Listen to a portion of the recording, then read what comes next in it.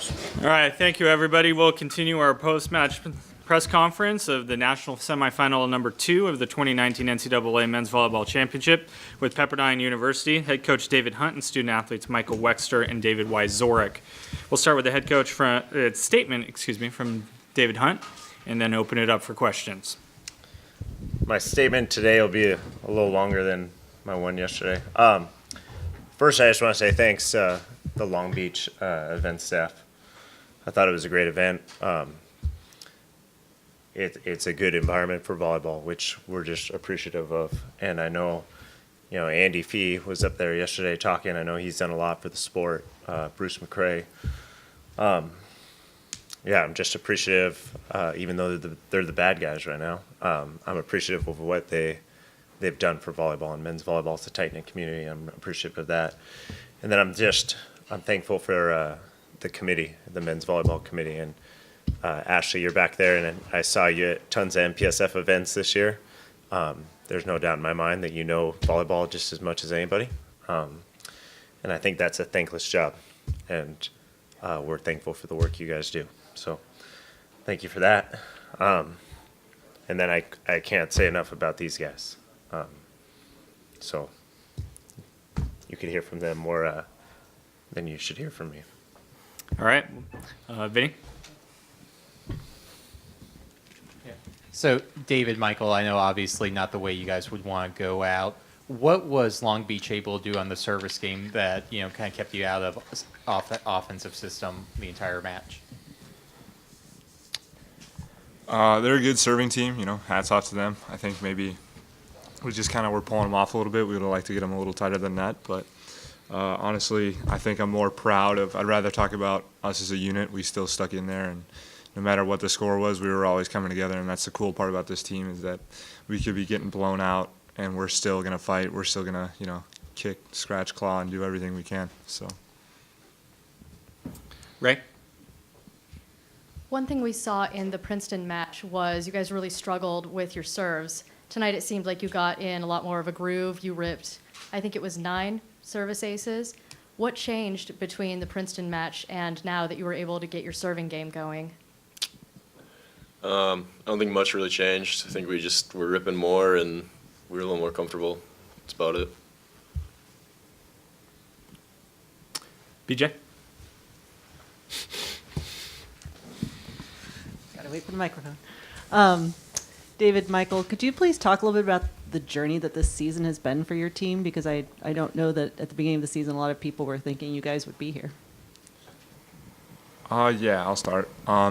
It's an incredible journey. I think that's kind of the key word is incredible. A lot of people, I don't think, expected us to do this, and that kind of, we had a chip on our shoulder. But the cool thing was more so that we came in every day to practice with kind of a mentality of how are we going to get better, and we competed every day.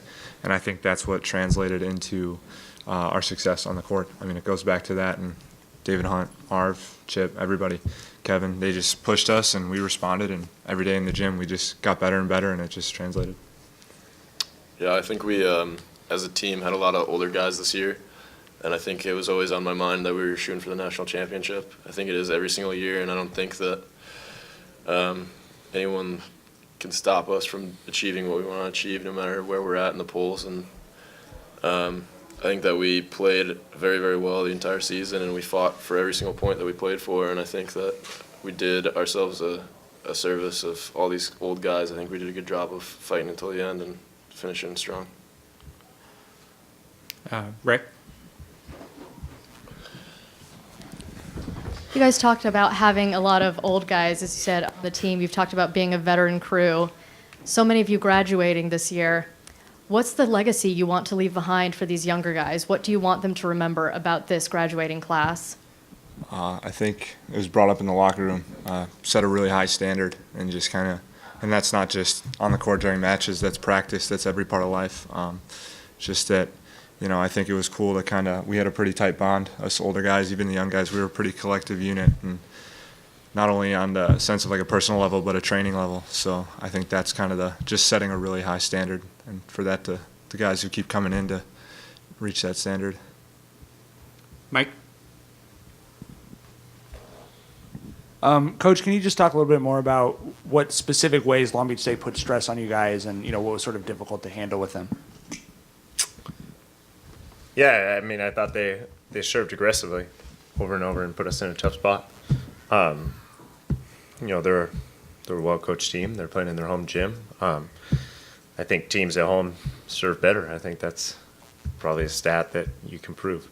So they just put consistent pressure on us over and over, and we know that our side-out percentage drops as the ball comes off the net. So that was happening a lot. Vinny?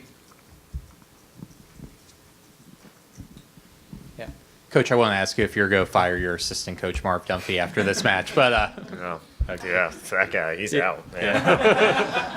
No, but Coach, looking at this, obviously this was your final or Pepperdine's final match of the decade. So just kind of looking at a broad picture, what do you think this decade has been for Pepperdine? Kind of the resurgence that we've seen in Pepperdine really the last 4 or 5 years. Yeah.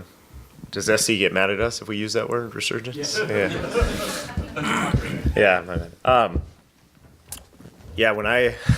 When I first started, we went to the national championship game my first year, and I think Jonathan Winder was a senior that year, and he had been to maybe 3 or 4 Final Fours. And these guys got our program back to where it should be, and we got hammered by the NCAA. Our university did. I don't think that's a secret. And these guys believed in our program, believed in Marv, believed in myself. And now we're finally in our second year of not having to deal with that anymore. And I think they set the bar back where it needs to be. So as we're closing things out of this decade, I think we're back where we need to be. And coming into this tournament, the expectation, I think, all year was that this was the standard to get to this tournament. It wasn't, hey, we're here and let's bring everybody and part. No. We expected to be here, at least in our gym. And that's the expectation now with the young guys. It's no secret. We got to replace a lot of these guys, but we got guys in the locker room and guys coming in that are ready for them. So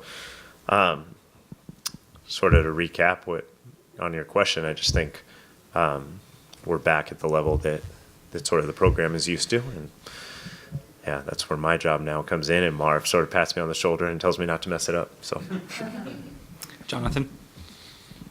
I feel a little terrible asking this question because man. I know you want to talk about your team, but you played against the Player of the Year, the National Player of the Year, TJ DeFalco. Can you comment on his performance tonight? Obviously, because this is the first time that you played him this year.